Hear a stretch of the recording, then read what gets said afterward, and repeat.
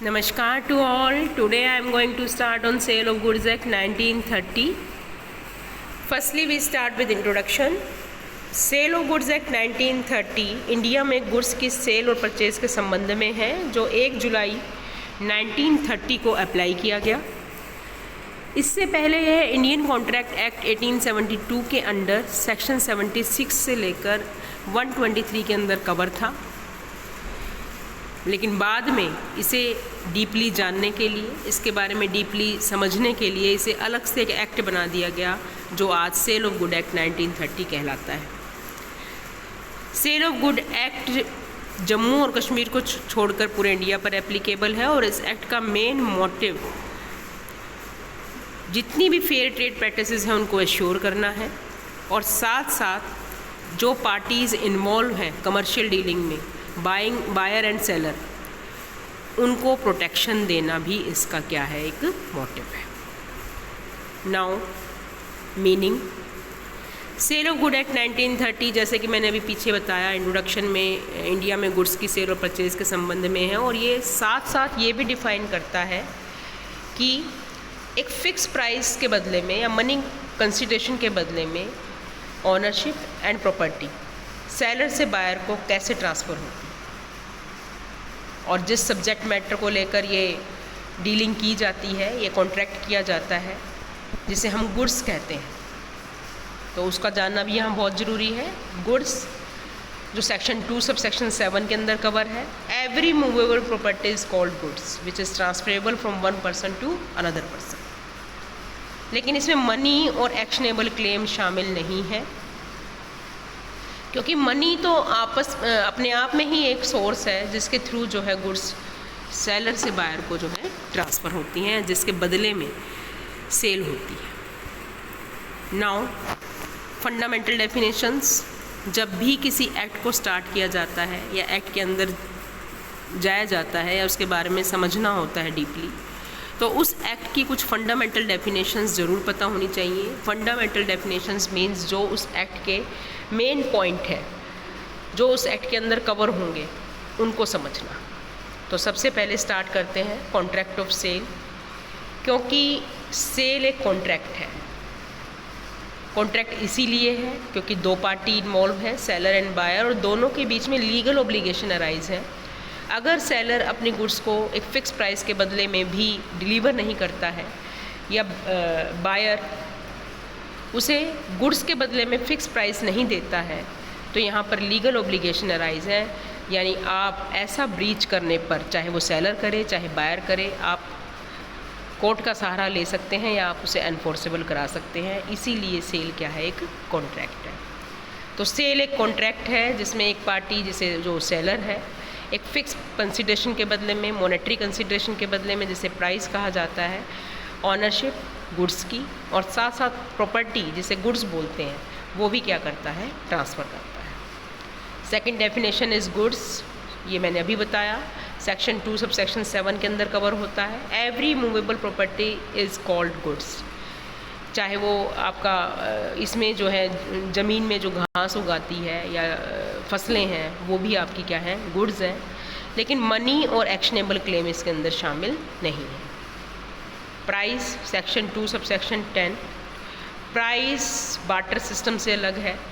Price को बिना price के सेल नहीं है। अगर आप प्राइस के बिना, प्राइस पहले तो होता क्या है, प्राइस एक मॉनेटरी कंसिडरेशन है जिसके बदले में या जिसको लेकर कॉन्ट्रैक्ट किया जाता है सेल का, और ये बार्टर सिस्टम से अलग है क्योंकि ये किसी काइंड के बदले में काइंड को देना नहीं है। Next delivery, section 2 sub section 2 के अंदर voluntary transfer of possession of goods is called delivery. जब एक पर्सन अपनी इच्छा से गुड्स की डिलीवरी दूसरे पर्सन को करता है तो उसे क्या कहा जाता है, डिलीवरी, जिसके बारे में मैं आगे बताऊंगी in broad way. Next definition है आपकी document of title of goods, section 2 sub section 4 के अंदर। तो ये तो एक आपको भी पता है, ये एक प्रूफ है कि गुड्स किसकी है। जिसके पास डॉक्यूमेंट है वही उसका क्या है, मालिक है। तो गुड्स किसकी हैं, गुड्स के संबंध में मालिक कौन है, ये सब कौन बताता है? डॉक्यूमेंट। जिसके पास ये डॉक्यूमेंट है वही उस गुड्स का क्या है? मालिक है। एग्जाम्पल है जैसे बिल ऑफ लेडिंग या railway receipt etcetera. Mercantile agent section 2 subsection 9 के अंदर 2 वर्ड से मिलकर बना है, मर्केंटाइल प्लस एजेंट। मर्केंटाइल मतलब व्यापार करना और एजेंट मतलब पर्सन। एक ऐसा पर्सन जो किसी दूसरे के लिए व्यापार कर रहा है या मर्केंटेबिलिटी में शामिल है, जैसे buying and selling is called mercantile agent. Now specific goods, जो गुड्स का एक पार्ट है, आगे और ब्रॉड वे में आएगा, लेकिन यहाँ पर स्पेसिफिक गुड्स वो गुड्स होती हैं जो सेक्शन 214 के अंदर कवर हैं, और वो गुड्स जो at the time of sale seller के पास एग्जिस्ट करती हैं, मींस ये एग्जिस्टिंग गुड्स का पार्ट है, और at the time of sale ये पहचान कर अलग कर ली गई हैं।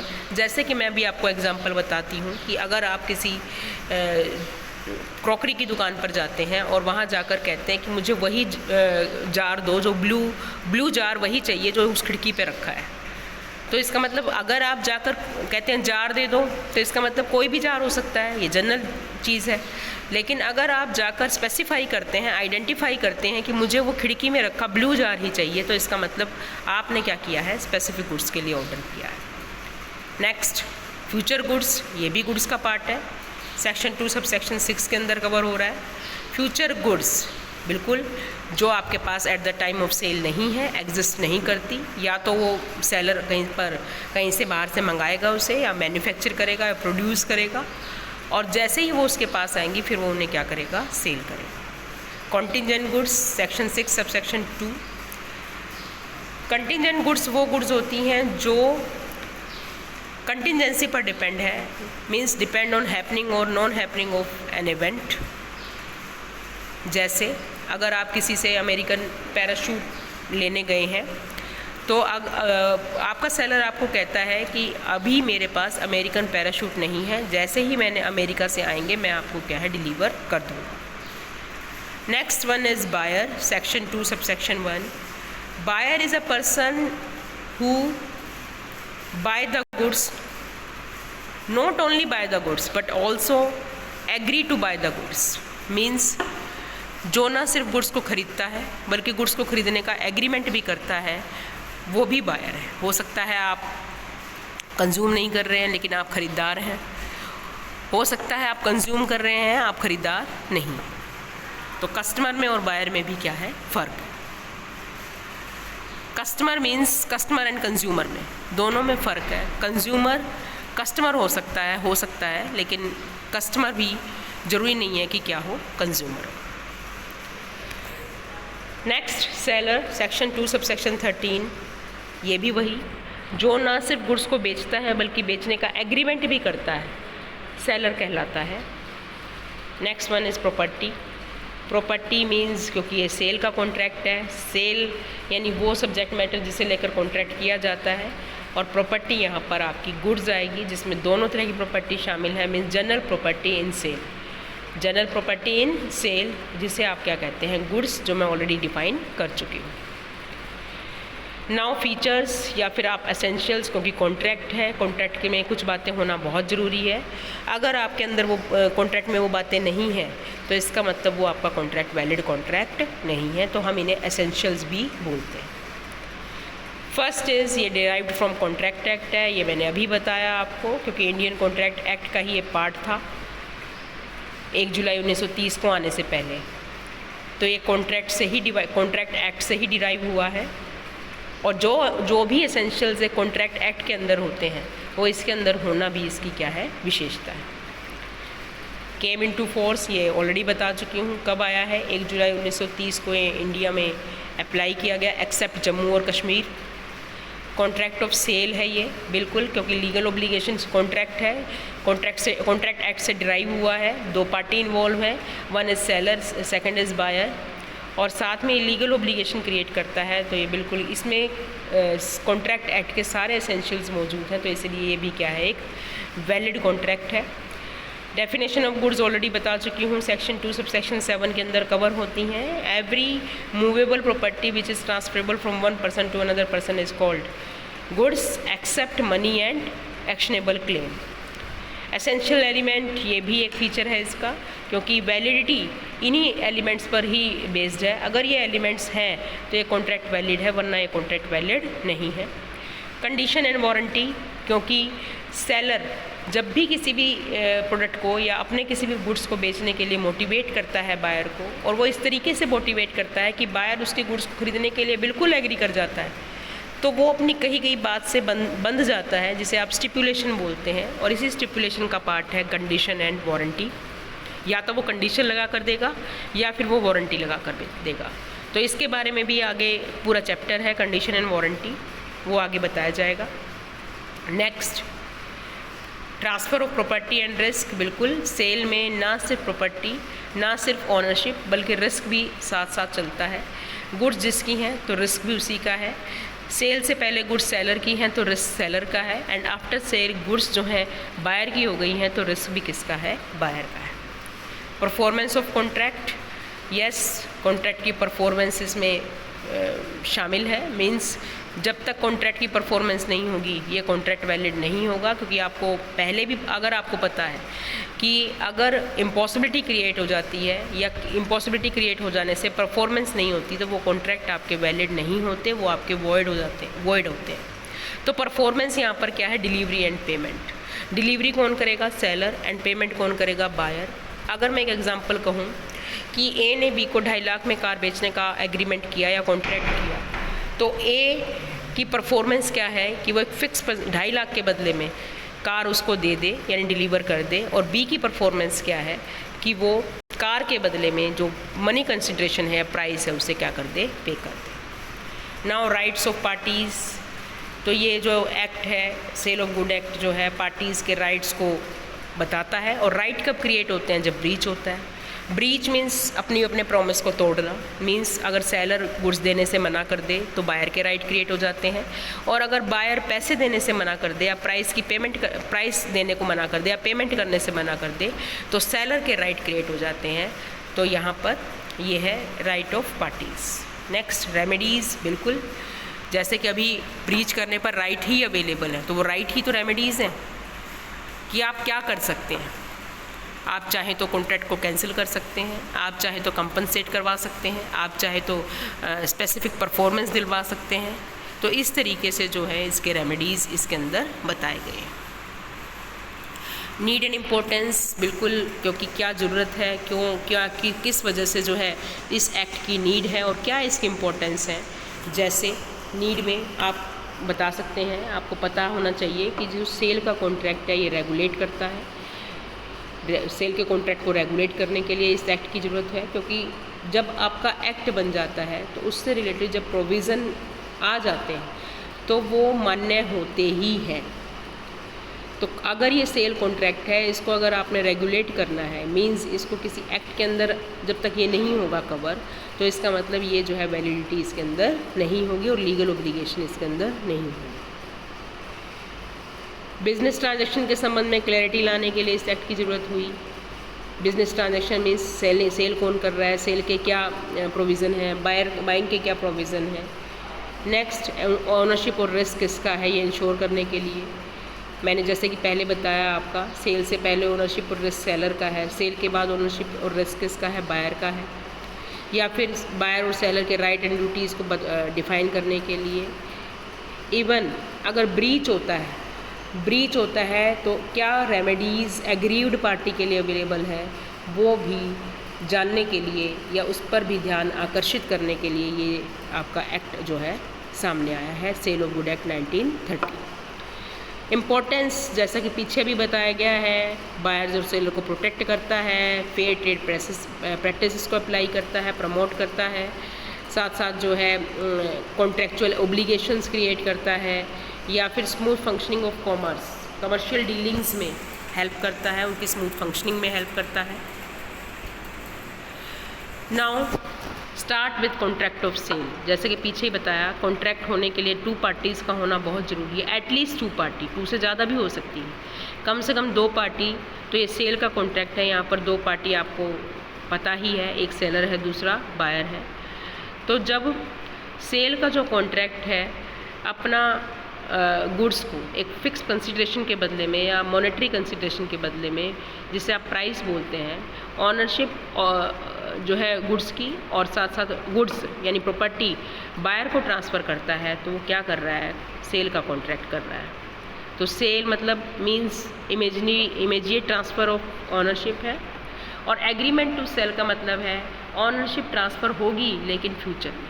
तो दोनों में फ़र्क है, सेल और एग्रीमेंट। सेल का नेचर एग्जीक्यूटेड है, मीन्स जिस टाइम कॉन्ट्रैक्ट हुआ उसी टाइम परफॉर्म हो गया, सेलर ने बेच दिया, बायर ने खरीद लिया।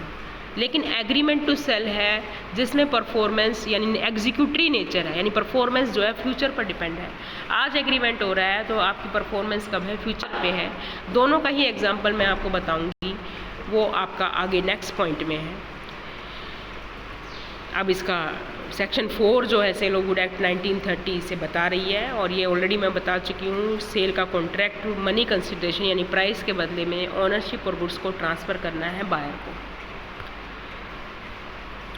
बिल्कुल, एक कॉन्ट्रैक्ट के वैलिड होने के लिए कुछ बातें होना बहुत ज़रूरी हैं। जब तक वो कॉन्ट्रैक्ट के अंदर ये एसेंशियल्स मौजूद नहीं होंगे तो वो कॉन्ट्रैक्ट आपका वैलिड कॉन्ट्रैक्ट नहीं है।